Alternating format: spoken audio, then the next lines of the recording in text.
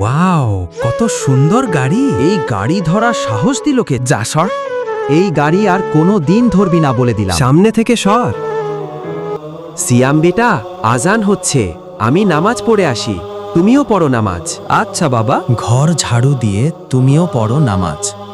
ঠিক আছে বাবা, এখানে নামাজ পড়বি না, আমার পিছনে গিয়ে নামাজ পড়। খালি ডিস্টার্ব করে।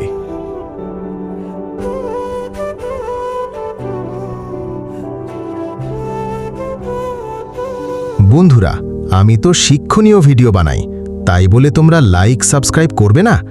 এটা যদি ফালতু ভিডিও হতো তাহলে অবশ্যই লাইক সাবস্ক্রাইব করতে।